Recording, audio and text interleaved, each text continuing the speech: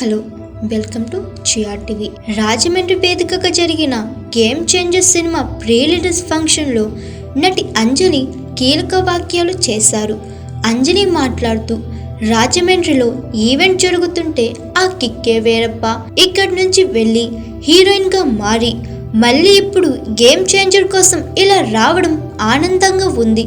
పవన్ కళ్యాణ్తో వకీల్ సాబ్లో పనిచేశాను. ఆయన ఇప్పుడు డిప్యూటీ సీఎంగా ఎదిగారు.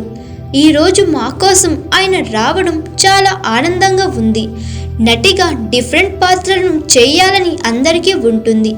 నా తల్లి పేరు పార్వతి. ఈ చిత్రంలో నేను పోషించిన క్యారెక్టర్ నేమ్ పార్వతి. నాకు ఈ క్యారెక్టర్ చాలా టచ్ అయింది.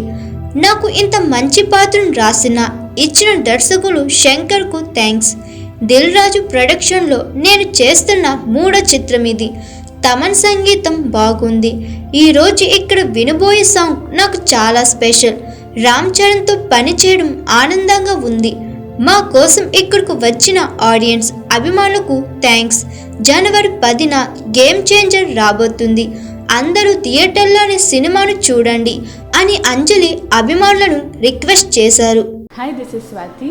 లైక్ చేయండి, షేర్ చేయండి, కమెంట్ చేయండి అండ్ సబ్స్క్రైబ్ చేయండి G R TV. Hi, this is Monica. Please like, share and subscribe GR TV.